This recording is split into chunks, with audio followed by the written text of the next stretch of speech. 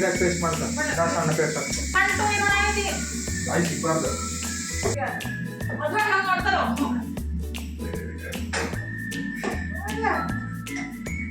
ಒಬ್ಬರೇ ಇದೆಯಾ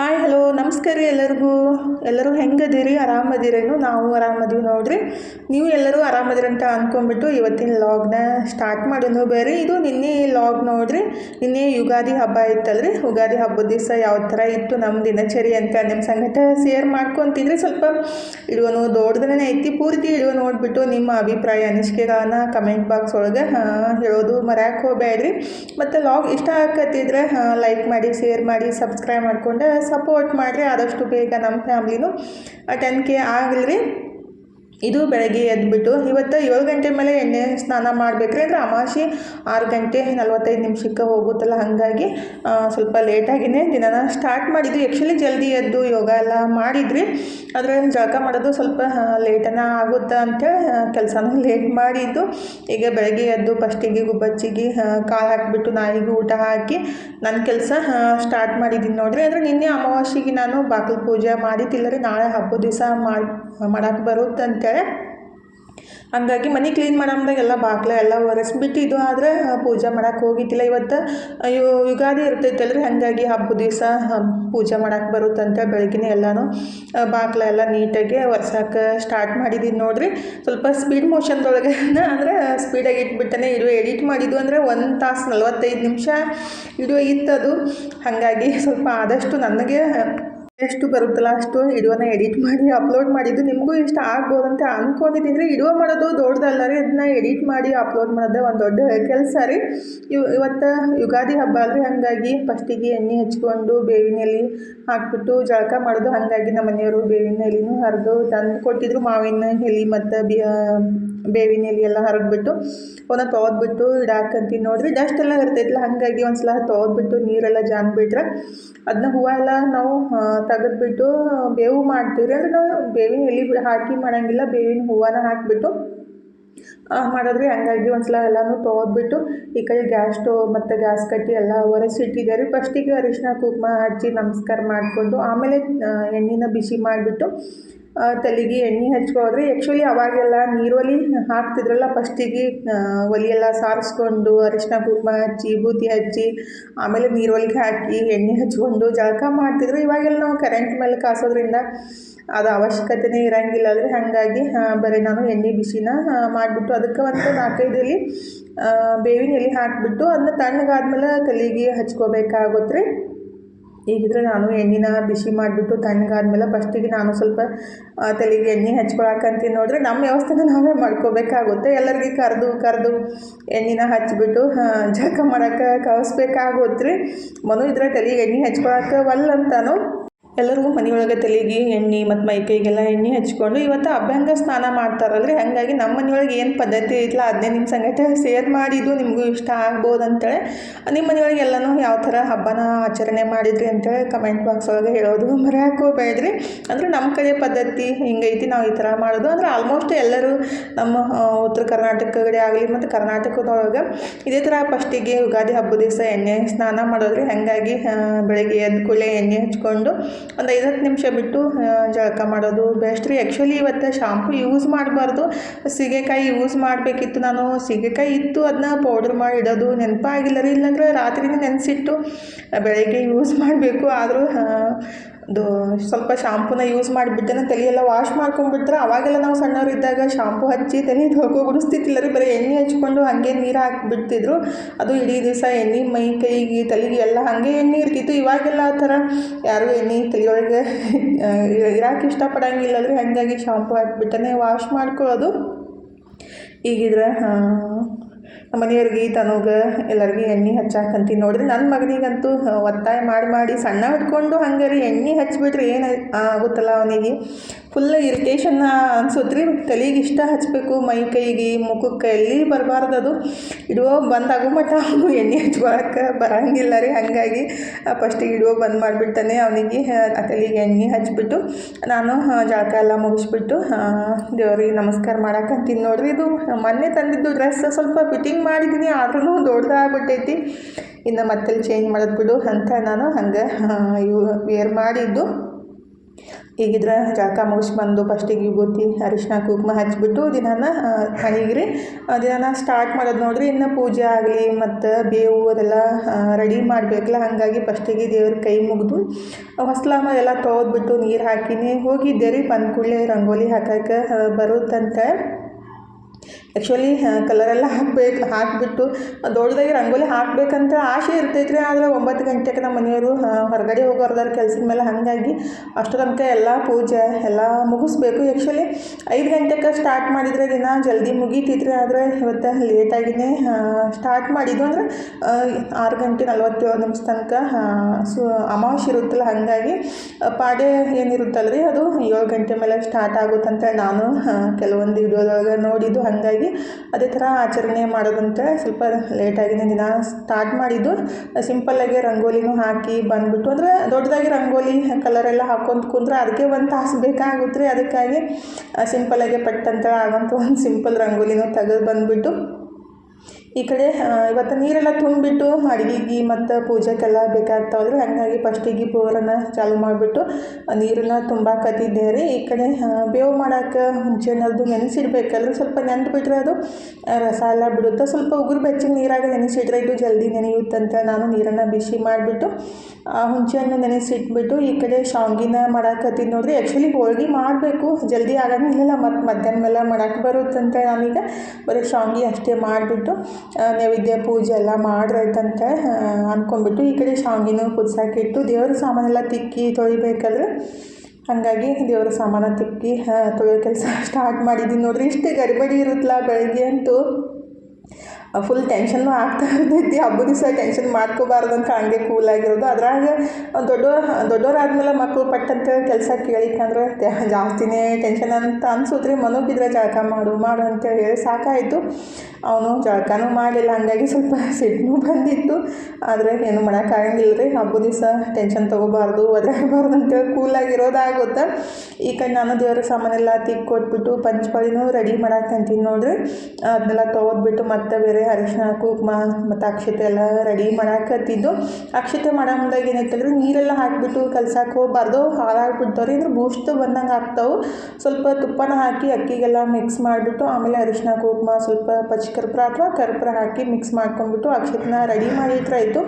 ಎಷ್ಟು ದಿವಸ ಇಟ್ಟರು ನಾವು ಹಾಳಾಗಂಗಿಲ್ಲ ರೀ, ಮತ್ತು ಪರಿಮಾಣನೂ ಚಲೋ ಇರ್ತೈತಿ.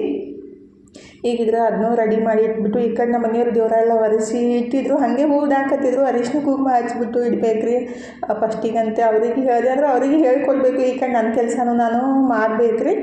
ಹಾಗಾಗಿ ಈ ಕಡೆ ಗಂಧ ಮತ್ತು ಜಾವದ ಪೌಡ್ರ್ ಎಲ್ಲ ಅರಿಶಿನ ಕುಂಕುಮ ವಿಭೂತಿ ಹಾಕಿ ಎಲ್ಲ ಕಲಿಸ್ಬಿಟ್ಟು ದೇವರಿಗೆಲ್ಲ ಹಚ್ಚಾಕಂತೀನಿ ನೋಡ್ರಿ. ಹಚ್ಬಿಟ್ಟು ಬೇವಿನ ಮತ್ತು ಮಾವಿನ ಟೊಂಗಿನ ಈ ಥರ ಮೇನ್ ಡೋರಿಗೆ ಮತ್ತು ದೇವ್ರ ಮನೆಗೆ ಈ ಥರ ಹಾಕೋದ್ರಿ. ಆ್ಯಕ್ಚುಲಿ ಇದನ್ನು ಈ ಥರ ಹಾಕೋದ್ರಿಂದ ಪಾಸಿಟಿವ್ನು ಫೀಲ್ ಆಗುತ್ತೆ ಮತ್ತು ಬ್ಯಾಕ್ಟೀರಿಯಾಗಳನ್ನು ಬರಲ್ಲ ರೀ. ಅದಕ್ಕೆ ಅದು ಒಂದು ದೊಡ್ಡ ರೀಸನ್ ಐತಿ. ಅಷ್ಟೆಲ್ಲ ಉಪದೇಶ ಕೊಡೋಷ್ಟು ತಿಳ್ಕೊಂಡಿಲ್ಲ ರೀ. ಅಂದರೆ ತಿಳ್ಕೊಂಡಿದ್ದೀನಿ, ಅಂದರೆ ಹೇಳಬೇಕು ಆ ಥರ ನನಗೆ ಅದು ಅಷ್ಟೊಂದು ಗೊತ್ತಾಗಂಗಿಲ್ಲ. ಹಾಗಾಗಿ ಆದರೆ ಈ ಥರ ತೋರಣ ಹಾಕೋದು ಒಳ್ಳೇದ್ರಿ. ಯುಗಾದಿಗೊಮ್ಮೆ ಎಲ್ಲರೂ ಕಂಪಲ್ಸರಿ ಈ ಥರ ಮಾವಿಂದು ಮತ್ತು ಬೇವಿನ ಟೊಂಗಿನ ಬಾಗಿಲಿಗೆ ಕಟ್ತಾರೋ ಆಲ್ಮೋಸ್ಟ್ ಎಲ್ಲರಿಗೂ ಗೊತ್ತಿದ್ದೇ ಇರೋದ್ರಿ. ಈಗ ನಾನು ಬೇವನ್ನ ರೆಡಿ ಮಾಡಾಕತ್ತಿದ್ದರೆ ಹೂವು ಏನೈತಲ್ಲ ತೊಳ್ದು ಜಲ್ದಿ ಹುಚ್ಚಲಾಗ್ಯಾವ ಅಂತ ನಮ್ಮ ಮನೆಯವ್ರು ಅನ್ನಕತ್ತಿದ್ರು. ಇಲ್ಲಿ ಬಿಡ್ರಿ ನಾನೇ ರೆಡಿ ಮಾಡ್ಕೊತೀನಿ, ನಿಮ್ಗೆ ಯಾರು ಮಾಡಂದಾರ ಅಂತ ಹೇಳಿಬಿಟ್ಟು ಈ ಕಡೆ ಬೇವನು ರೆಡಿ ಮಾಡಾಕಂತೀನಿ ನೋಡ್ರಿ. ಅಂದ್ರೆ ನಮ್ಮ ಮನ್ಯಾಗ ಇನ್ನೋದು ಒಂದು ಚಮಚ ರೀ. ಅಂದ್ರೆ ಹೂವು ಹಾಕಬೇಡ, ಬರೀ ಅದ್ರದ್ದು ಹೂವಿನ ಎಲೆ ಅಷ್ಟೇ ಹಾಕು, ಬೇವು ಎಲೆ ಹಾಕಬೇಡ ಅಂತ ಸ್ಟಾರ್ಟ್ ಮಾಡಿಬಿಡ್ತಾರೆ. ನಾವು ಮಾಡಂಗೆ ಮಾಡ್ತಿರ್ತೀವಿ, ಆದರೆ ಆರ್ಡ್ರ್ ಮಾತ್ರ ಎಲ್ಲರೂ ಸರಿಯಾಗಿ ಹೇಳ್ತಾ ಇರ್ತಾರೆ. ಅಂದರೆ ಅದನ್ನ ಮಾಡಬೇಡ, ಇದು ಮಾಡಬೇಡ, ಹಂಗೆ ಹಾಕಬೇಡ, ಹಿಂಗೆ ಹಾಕಬೇಡ ಅಂತ ಹೇಳಕ್ಕಂತಾಗ ಜಾಸ್ತಿ ಸಿಟ್ಟು ಬರ್ತಾ ಇರ್ತೈತಿ. ಈಗ ನಾನು ಬೇವ ರೆಡಿ ಮಾಡಾಕಂತಿದ್ರೆ ಜಾಸ್ತಿ ಯಾರು ತಿನ್ನಂಗಿಲ್ಲ ರೀ. ನಾನು ಮತ್ತು ದೇವರ ಅಷ್ಟೇ ತಿನ್ನೋದು. ನಮ್ಮ ಮನ್ಯಾಗ ಮನೋತನು ನಮ್ಮ ಮನೆಯವ್ರು 1 ಸ್ಪೂನ್ ಅಷ್ಟೇ ಚಾರ್ಜಕ್ಕೆ ಅಂತೇಳಿ ತೊಗೋತಾರೋ, ಅದಕ್ಕಾಗಿ ನಾನು ಜಾಸ್ತಿ ಮಾಡಿಲ್ಲ ರೀ.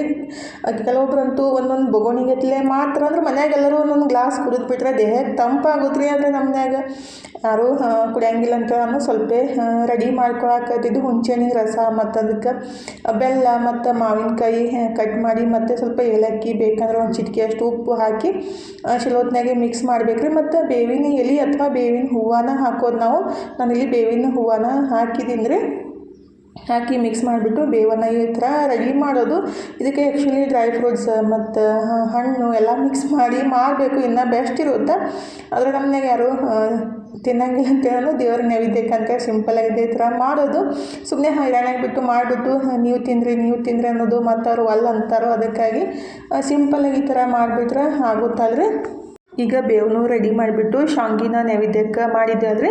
ಶಾವ್ಗಿ ಮತ್ತು ಅಂದರೆ ಶಾವ್ಗಿನ ನೀರೊಳಗೆ ಹಾಕಿ ಕುದಿಸ್ಬಿಟ್ಟು ಅದನ್ನ ಶಾವ್ಗಿನ ಬಸ್ಬಿಟ್ಟು ನಮ್ಮ ಕಡೆ ಪಾಡ್ಯಕ್ಕೆ ಪೂಜೆ ನೈವೇದ್ಯ ಈ ಥರ ಮಾಡೋದ್ರಿ. ನಾನು ಸಿಂಪಲ್ಲಾಗಿ ನೈವೇದ್ಯ ಬೇವು ಮತ್ತು ಶಾವ್ಗಿನ ರೆಡಿ ಮಾಡಿಬಿಟ್ಟು ಬೆಲ್ಲದಚ್ಚು ಬೇವು ಈ ಥರ ದೇವ್ರ ಮುಂದೆ ನೈವೇದ್ಯಕ್ಕೆ ಇಟ್ಬಿಟ್ಟು ಪೂಜೆನ ಸ್ಟಾರ್ಟ್ ಮಾಡಿದ್ದು ನೋಡ್ರಿ. ಹೋಳ್ಗೆ ಇದೆಲ್ಲ ಮಾಡಿದ್ಮೇಲೆ ಮತ್ತೊಮ್ಮೆ ನೈವೇದ್ಯ ಇಡ್ಯಾಕೆ ಬರೋದ್ರಿ. ಈಗ ಹೋಳ್ಗೆ ಮಾಡ್ಕೊಂತ್ಕೊಂಡ್ರೆ ಲೇಟ್ ಆಗುತ್ತೆ ಅಂತೇಳಿ ನಾನು ಸಿಂಪಲ್ಲಾಗಿ ಪೂಜೆಗೂ ರೆಡಿ ಮಾಡ್ಕೊಂಡಿದ್ದು. ಟೈಮ್ 8:30 ಆಲ್ರೆಡಿ ಆಗೇ ಬಿಟ್ಟು ನೋಡ್ರಿ.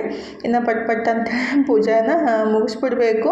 ಮತ್ತು ನಮ್ಮ ಮನೆಯವರು ಲೇಟ್ ಆಗಿಬಿಡ್ತಂದ್ರೆ ಇನ್ನೂ ಯಾವಾಗ ಮಾಡಾಕಿನಿ ಅಂತ ಗಡಿಬಿಡಿ ಮಾಡೋದು, ಸಿಟ್ಟು ಮಾಡ್ಕೋದು ಮಾಡಿಬಿಟ್ರೆ ನನಗೂ ಭೀ ಮನಸ್ಸಿಗೆ ತೃಪ್ತಿ ಅಂತ ಅನ್ಸಂಗಿಲ್ಲ ಅಲ್ಲಲ್ರಿ. ಅದಕ್ಕಾಗಿ ಏನೇ ಮಾಡಿಬಿಟ್ರು ತೃಪ್ತಿಯಾಗಿ ಸಮಾಧಾನವಾಗಿ ಮಾಡಿಬಿಟ್ರೆ ಒಂಥರ ಹಬ್ಬದ ಖುಷಿ ಜಾಸ್ತಿ ಆಗುತ್ತೆ ರೀ. ಮನೋ ಪೂಜೆಗೆ ಕಡೆಗೆ ಬರಲೇ ಇಲ್ಲ. ಒಳಗೆ ಸ್ವಲ್ಪ ಸಿಟ್ಟು ಇತ್ತು ಮತ್ತು ಬೇಜಾರನೂ ಇತ್ತು. ಏನೋ ಮಾಡೋಕ್ಕಾಗಂಗಿಲ್ಲ. ಎಷ್ಟೇ ಕರೆದ್ಬಿಟ್ರು ನಿಮಗೆ ಮಾಡ್ಕೊರಲ್ಲ ಪೂಜೆ, ನಾನೇನು ಬಂದು ಏನು ಮಾಡಾವಿದ್ನ ತಂದ. ಹಾಗಾಗಿ ನಾನು ತನು ಮತ್ತು ನಮ್ಮ ಮನೆಯವರು 3 ಮಂದಿ ಪೂಜೆ ಮಾಡಾಕಂತೀವಿ ನೋಡ್ರಿ. ಲಾಸ್ಟಿಗೆ ಪೂಜೆ ಎಲ್ಲ ಮುಗಿದ ಮೇಲೆ ಏನೈತಲ್ಲ ನೈವೇದ್ಯನ ದೇವರಿಗೆ ಸಮರ್ಪಣೆ ಮಾಡಿಬಿಟ್ಟು ಆಮೇಲೆ ನಮ್ಮ ಸಂಕಲ್ಪ ಏನೈತಲ್ಲ ಅದು ಬೆಳಗ್ಗೆ 7:30ಯಿಂದ ಮಧ್ಯಾಹ್ನ 12:30 ತನಕ ಪೂಜೆ ಮಾಡ್ಬೋದು. ಅಂದ್ರೆ ಆ ಟೈಮ್ ಇತ್ತಲ್ರಿ. ಹಾಗಾಗಿ ನಾನು ಬೆಳಗ್ಗೆನೇ ಪೂಜೆನ ಸಿಂಪಲ್ಲಾಗಿ ಫಸ್ಟಿಗೆ ಧೂಪನ ಬೆಳಗ್ಗೆ ಆಮೇಲೆ ತುಪ್ಪದ ಬತ್ತಿನ ಬೆಳಗ್ಬಿಟ್ಟು ಈಗ ಸಂಕಲ್ಪ ಮಾಡ್ಕೋದ್ರಿ. ಅಂದರೆ ಹೊಸ ವರ್ಷಕ್ಕೆ ಒಂದು ಏನಾದರೂ ಸಂಕಲ್ಪ ಮಾಡ್ಕೊಂಬಿಟ್ರೆ ಈ ವರ್ಷ ಇದನ್ನ ಮಾಡ್ಬೇಕಂತ ಅಂದ್ಕೊಂಡಿನಿ ಭಗವಂತ ನನ್ನ ಜೊತೆ ನೀನು ಇರಪ್ಪ ಭಗವಂತ ಅಂತೇಳಿ ದೇವ್ರ ಹತ್ರ ಕೇಳ್ಕೊಂಬಿಟ್ಟು ಹೂವು ಮತ್ತು ಅಕ್ಷತೆನ ದೇವ್ರ ಮೇಲೆ ಹಾಕಿಬಿಟ್ಟು ಒಂದು ಸಂಕಲ್ಪ ಮಾಡ್ಕೋಬೇಕ್ರಿ. ಯಾವುದೇ ಪೂಜೆ ಮಾಡಿ ನಾವು ಒಂದು ಲಾಸ್ಟಿಗೆ ಅಕ್ಷತೆ ಮತ್ತು ಹೂವನ ಸಮರ್ಪಣೆ ಮಾಡಿ ಒಂದು ಸಂಕಲ್ಪ ಮಾಡ್ಕೊಂಬಿಟ್ರೆ ನಮಗೂ ಒಂಥರ ಖುಷಿ ಅಲ್ರಿ. ಹಾಗಾಗಿ ಅಂದರೆ ಗೊತ್ತಿರ್ಲಿಕ್ಕಂದ್ರೆ ಕೆಲವೊಬ್ಬರಿಗೆ ಹಾಗಾಗಿ ಹೇಳಿದ ಅಷ್ಟೇ ರೀ. ಎಲ್ಲರೂ ಆಲ್ಮೋಸ್ಟ್ ಅದೇ ಥರ ಮಾಡೋದು. ಪೂಜೆ ಎಲ್ಲ ಕಂಪ್ಲೀಟಾಗಿ ಮುಗಿಸಿ ಸ್ವಲ್ಪ ಹೊತ್ತು ಕುಂತಿದ್ದೆ ರೀ. ನಮ್ಮ ಮನೆಯವರು ಬರೀ ಶಾವ್ಗಿ ಹಾಲು ಊಟ ಮಾಡಿಬಿಟ್ಟು ಹೋದರು. ಅವರಿಗೆ ಇಷ್ಟ ಆಗುತ್ತೆ ಅಂತೇಳಿ ನನ್ನ ಮಕ್ಕಳಿಗೆ ಇಷ್ಟ ಆಗಂಗಿಲ್ಲ ರೀ. ಹಾಗಾಗಿ ನಾನು ಸಾಬುದಾನಿ ಮಾಡಿಬಿಟ್ರಾಯ್ತಂತ ಸಾಬುದಾನಿ ಬೆಳಗ್ಗೆ ನೆನೆಸಿಟ್ಟಿದ್ದೆ ರೀ. ನನಗೂ ಸ್ವಲ್ಪ ಆಗುತ್ತಂತ ಸಾಬುದಾನಿ ಮಾಡಿ ಅವರಿಗೆ ಕೊಟ್ಟು ನಾನು ಸ್ವಲ್ಪ ತಿಂದ್ಬಿಟ್ಟು ಇನ್ನು ಹೋಳಿಗೆ ಮಾಡ್ಬೇಕಂತ ಕೆಲಸನ ಸ್ಟಾರ್ಟ್ ಮಾಡಿದ್ದೀನಿ ನೋಡ್ರಿ. ಗೆಣಸಿನ್ಕಾಯಿ ಕುದಿಸಾಕಿ ಇಟ್ಟಿದ್ದೆ. ನಾನು ಬ್ಯಾಳಿ ಹೋಳಿಗೆ ಮಾಡ್ಬೇಕಂತ ಅಂದಿದ್ದೆ ರೀ. ಮನೋ ಇದ್ರೆ ಬ್ಯಾಡ್ರಿ ಮಮ್ಮಿ ಗೆಣಸಿನ್ಕಾಯಿ ಹೋಳಿಗೆನೇ ಮಾಡ್ರಿ ಅಂತ ಅಂದ್ಕೂಡಲೇ ಮತ್ತು ಗೆಣಸಿನ್ಕಾಯಿ ನಿನ್ನೆ ತಂದಿದ್ದೆ ಅಂದರೆ ಬುಧವಾರ ಫ್ರೆಶ್ ಆಗಿನೂ ಇದ್ದು ಮಸ್ತ್ ಇದ್ದು ಅಂತ ಗೆಣಸಿನ್ಕಾಯಿನೂ ಕುದಿಸಾಕಿಟ್ಟಿದ್ದೀನಿ ನೋಡ್ರಿ. ಮತ್ತು ಹೊರಗಡೆ ಹೋಗಿ ಸ್ವಲ್ಪ ಕಿರಾಣಿ ಸಾಮಾನು ಬೇಕಾಗಿದ್ದು ಅಕ್ಕಿ ಮತ್ತು ಬೆಲ್ಲ ಮತ್ತು ಎಣ್ಣೆ ಅದೆಲ್ಲ ಬೇಕಾಗಿತ್ತು. ಹಾಗಾಗಿ ಮತ್ತು ತುಪ್ಪ ಅದು ಹಾಲು ತುಪ್ಪ ಎಲ್ಲ ತೊಗೊಂಡು ಬಂದುಬಿಟ್ಟು ಈಗಿದ್ರೆ ಹೋಳಿಗೆ ಮಾಡೋಕ್ಕೆ ಸ್ಟಾರ್ಟ್ ಮಾಡಿದ್ದೀನಿ ನೋಡ್ರಿ. ಗೆಣಸಿನ್ಕಾಯಿಯನ್ನು ನಾನು ಕುದಿಸಿಟ್ಟಿದ್ದೆಲ್ಲ. ಆ್ಯಕ್ಚುಲಿ ಗೆಣಸಿನ್ಕಾಯಿ ಕುದಿಸೋದಾಗ ಜಾಸ್ತಿ ನೀರು ಹಾಕಿ ಕುದಿಸೋಕೆ ಹೋಗಬಾರ್ದು. ಸ್ವಲ್ಪ ನೀರು ಹಾಕಿಬಿಟ್ಟು ಕುದಿಸ್ಕೋಬೇಕಾಗುತ್ತೆ ರೀ. ಏನಾದರೂ ಒಂದು ಎಡ್ಬಿಟ್ಟು ಮಾಡ್ತಾನೆ ಇರ್ತೀನಿ ಗಡಿಬಿಡಿ ಮಾಡೋಕ್ಕೆ ಹೋಗ್ಬಿಟ್ಟು. ಮನೋಗಿದ್ರೆ ಹೊಸವಾಗಿತ್ತಂತ ಹಂಗಾಗಿ ಇನ್ನೂ ಮಾಡಿದ್ರಿ ಮಮ್ಮಿ ಅಡುಗೆ ಯಾವಾಗ ಮಾಡೋರು ನೀವು ಅಂತ ಅನ್ನೋಕೆ ಸ್ಟಾರ್ಟ್ ಬಿಟ್ಟಿದ್ದಾರೆ. ಶಾವ್ಗಿ ಹಾಲು ಊಟ ಮಾಡಂತಂದ್ರೆ ಒಲ್ಲ ಅಂತಂದ. ಹಾಗಾಗಿ ಗಡ್ಬಡಿ ಒಳಗೆ ಅಡುಗೆನೂ ಸ್ಟಾರ್ಟ್ ಮಾಡಿದ್ದೀನಿ ರೀ. ಆಲ್ರೆಡಿ ಟೈಮ್ 1:30 ಆಗಿತ್ತು. ಅದಕ್ಕಾಗಿ ಗೆಣಸಿನ್ಕಾಯಿ ಸಪ್ಪೆಲ್ಲ ತೆಗೆದ್ಬಿಟ್ಟು ಅದನ್ನು ಹೆಚ್ಚಿ ಈ ಕಡೆ ಬೆಲ್ಲನ ಕರಗಿಸಿ ಅದಕ್ಕೆ ಹೆಚ್ಚಿಟ್ಟಿದ್ದ ಗೆಣಸಿನ್ಕಾಯಿ ಹಾಕಕ್ಕಂತೀನಿ ನೋಡ್ರಿ. ಆಲ್ರೆಡಿ ನಾನು ಒಂದು 2-3 ಸಲ ಗೆಣಸಿನ್ಕಾಯಿ ಹೋಳ್ಗಿನ ಯಾವ ಥರ ಮಾಡ್ತೀನಿ ಅಂತ ನಿಮ್ಮ ಸಂಗಟ ಶೇರ್ ಮಾಡಿದ್ದೀನಿ ರೀ.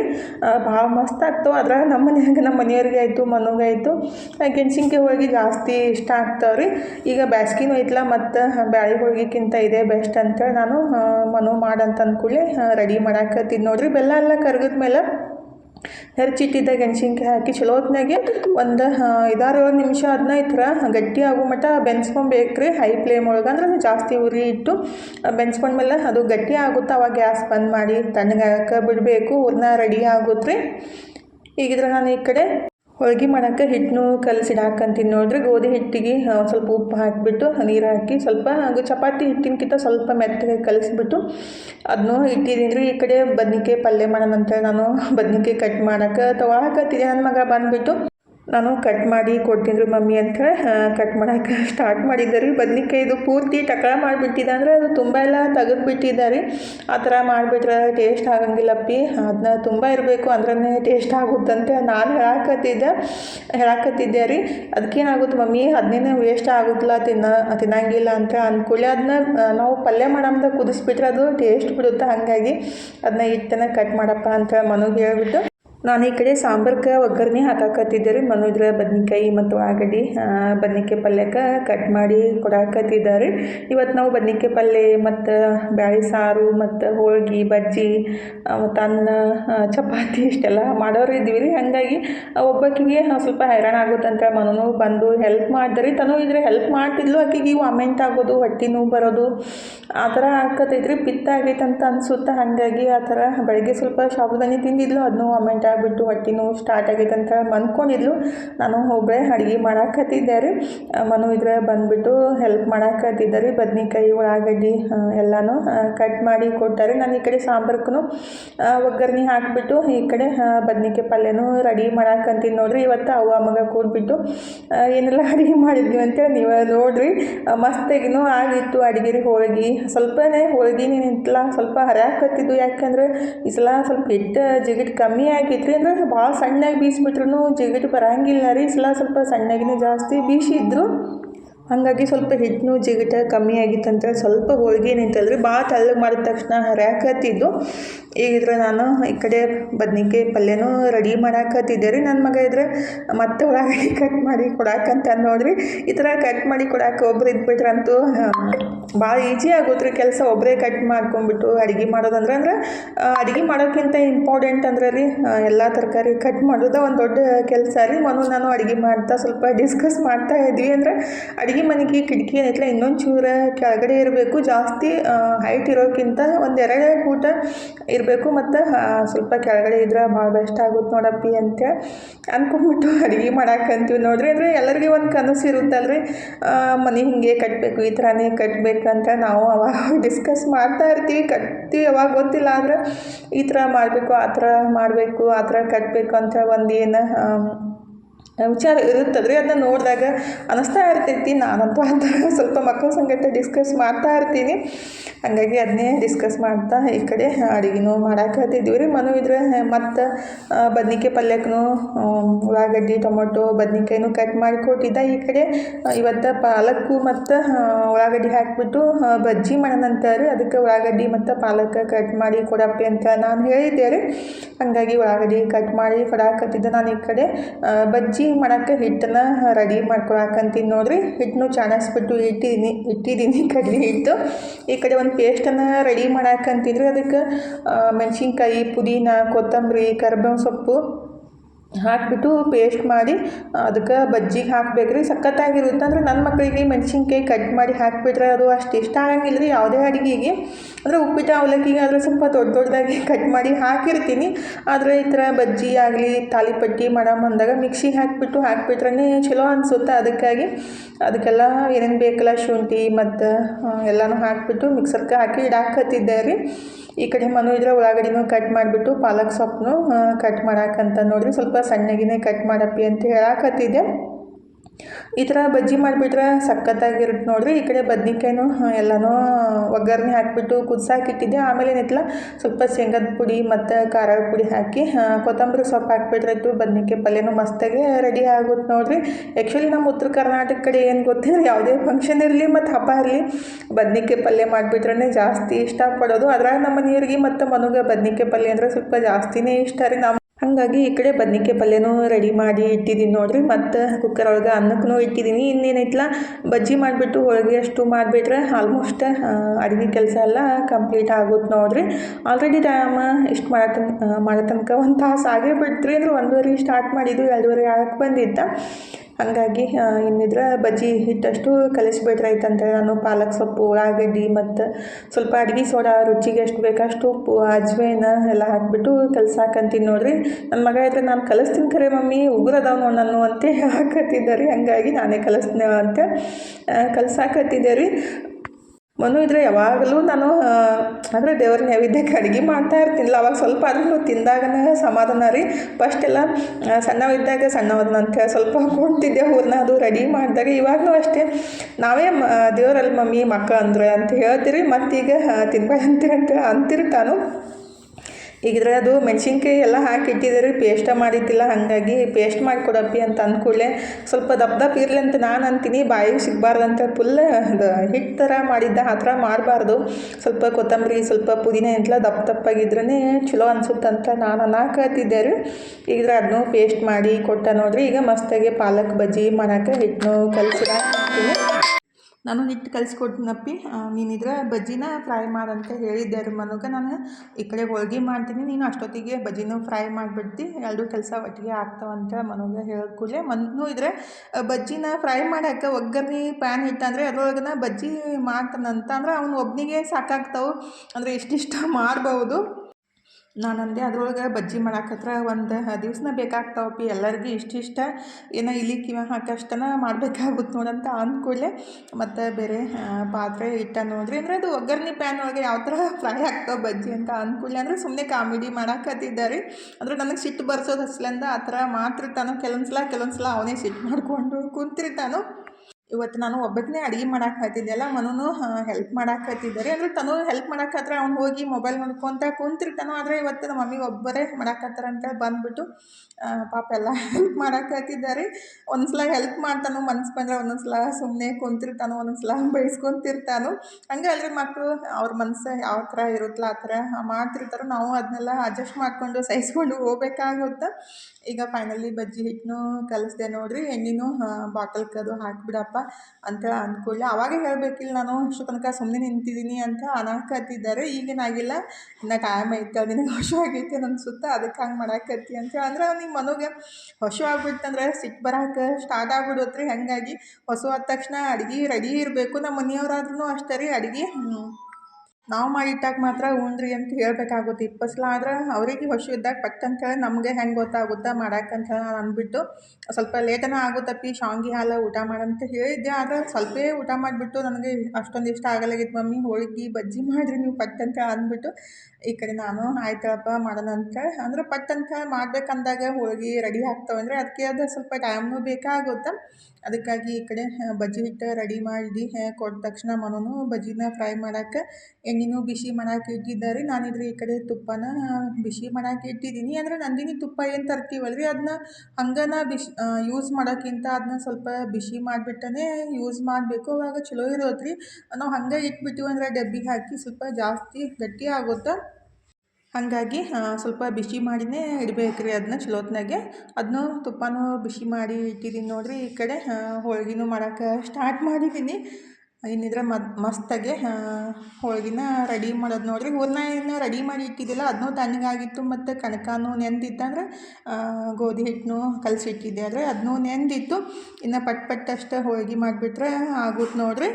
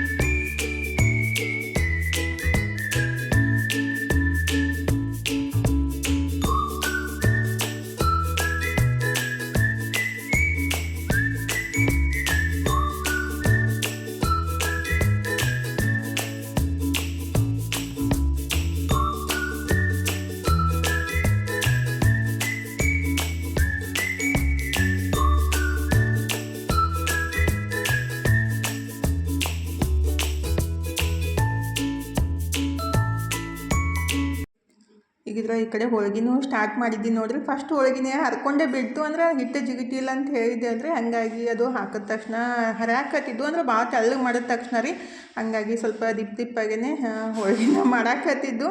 ಇವತ್ತಂತೂ ಸ್ವಲ್ಪ ಫೋನ್ ಏನೈತೆ ಅಂದ್ರೆ ಭಾಳ ಸ್ಟಕ್ ಆಕತ್ತೈತಿ. ನಾನು ಈ ವಾಯ್ಸ್ ಓವರ್ ಕೊಡೋ ಮುಂದಾಗಂತೂ ಭಾಳ ಡಿಸ್ಟರ್ಬೆನ್ಸ್ ಅನ್ಸಾಕತ್ತಿತ್ತು. ಅಂದ್ರೆ ಸ್ವಲ್ಪ ಫೋನ್ ಸ್ಟಕ್ ಆಗ್ತಾ ಇದ್ರೆ ಏನೈತಲ್ರಿ ನಮಗೂ ಕನ್ಫ್ಯೂಸ್ ಆಗ್ತಾ ಇರ್ತೈತಿ, ಹಾಗಾಗಿ ಸ್ವಲ್ಪ ಮಿಸ್ಟೇಕ್ಸ್ಗಳು ಆಗಿದ್ರೆ ಕ್ಷಮೆ ಇರಲಿ.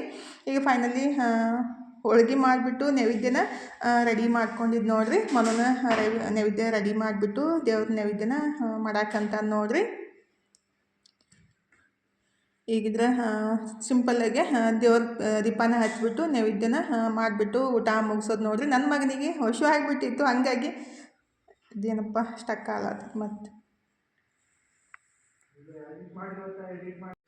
ಸ್ವಲ್ಪ ಆ ಥರ ಎಡಿಟಿಂಗ್ದು ಪ್ರಾಬ್ಲಮ್ ಆಗಿಬಿಟ್ಟು ಅಂದರೆ ಸ್ಟಕ್ ಆಕತ್ತಿದ್ರಿ ನಾನು ವಾಯ್ಸ್ ಅವರ್ ಕೊಡೋ ಮುಂದಾಗ, ಹಾಗಾಗಿ ಸ್ವಲ್ಪ ಮಿಸ್ಟೇಕ್ಸ್ ಆಗಿರ್ಬೋದಂತ ಅನಿಸ್ಲಾಕತ್ತೈತಿ. ಬಟ್ ಪೂರ್ತಿ ಇಡುವ ನೋಡಿದ್ಮೇಲೆ ಮತ್ತೆ ಗೊತ್ತಾಗೋದ್ರಿ. ಈಗಿದ್ರೆ ನೈವೇದ್ಯಕ್ಕೆ ನನ್ನ ಮಗನಿಗಿದ್ರೆ ನಾವು ಮನುಷ್ಯರು ಯಾವ ಥರ ಪ್ಲೇಟ್ ಎಲ್ಲ ಹಚ್ಕೊತೀವಲ್ರಿ, ದೇವರಿಗೂ ಅದೇ ಥರ ಕಂಪಲ್ಸರಿ ನಾವು ಏನೇನು ಮಾಡಿರ್ತೀವಿ ಎಲ್ಲನೂ ನೀಟಾಗಿ ನೈವೇದ್ಯನ ರೆಡಿ ಮಾಡಿಬಿಟ್ಟು ದೇವರ ನೈವೇದ್ಯನ ಮಾಡೋದ್ರಿ. ಅಂದರೆ ನಮಗೆ ಹೆಂಗೆ ನೀವು ಸರಿಯಾಗಿ ಪ್ಲೇಟ್ ಹಚ್ಕೊಡ್ತಿರಲ್ಲ, ದೇವ್ರಿಗೂ ಹಾಗೆ ಕೊಡ್ಬೇಕು ಮಮ್ಮಿ, ದೇವರನ್ನ ಇಷ್ಟಿಷ್ಟ ತಿಂತಾರೇನೋ, ಹಚ್ಚೋದು ಹಚ್ತೀವಿ ಎಲ್ಲ ನೀಟಾಗಿ ಹಚ್ಬೇಕಂತ ಅಂತಿರ್ತಾದ್ರೆ.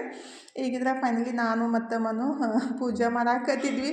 ನಾನು ಮಂತ್ರ ಅನ್ನಕತ್ತಿದ್ದೆ ರೀ, ಆದರೆ ಬಾದಿಸಿಂದ ಅದು ಅಂದಿತ್ತಿಲ್ಲ. ಅಂದ್ರೆ ಬುಕ್ಸ್ ನೋಡಿಬಿಟ್ಟು ಹೇಳೋದು, ಇವತ್ತು ಹಂಗೆ ಹೇಳಕ್ಕೆ ಹೋಗ್ಬಿಟ್ರೆ ಕನ್ಫ್ಯೂಸ್ ಆಗಕತ್ತಿತ್ತು, ಹಾಗಾಗಿ ನಗು ಬರಾಕತ್ತಿತ್ತು. ಫೈನಲಿ ಮಂಗಳಾರತಿ ಮಾಡಿಬಿಟ್ಟು ಕಾಯಿ ಹೊಡೆದು ಇನ್ನು ಪೂಜೆ ಕಂಪ್ಲೀಟ್ ಆಗುತ್ತೆ ನೋಡಿರಿ. ಕಾಯಿನ ಒಡಿಯಂತ ನಾನು ಹೇಳಿದ ಕೂಡಲೇ ಅದನ್ನ ಕರ್ಪೂರಕ್ಕೆ ಹಿಡಿದ್ಬಿಟ್ಟು ಕಪ್ ಮಾಡಿಬಿಟ್ಟಿದೆ. ಇಲ್ಲ ಮಮ್ಮಿ ಜಲ್ದಿ ಹೊಡಿಯುತ್ತೆ ಅದಕ್ಕೆ ಕಪ್ ಮಾಡಕ್ಕಂತೀನಂತ ಆ ಥರ ಮಾಡ್ತಾ ಇರ್ತಾನೆ ರೀ. ಅಂದರೆ ನಾವು ತಾಯಿದ್ರೆ ಹೆಂಗೆ ಗೊತ್ತೇನೆ ಇದೇ ಥರ ಪದ್ಧತಿ ಆಗ್ಬೇಕಂತ ನಾವು ಅಂತ ಇದ್ರೆ ಅವನು ಏನಾದರೂ ಮಿಸ್ಟೇಕ್ಸ್ ಮಾಡೋದು ಮತ್ತು ಬೈಸ್ಕೋದು ಆ ಥರ ಮಾಡ್ತಿರ್ತಾನು.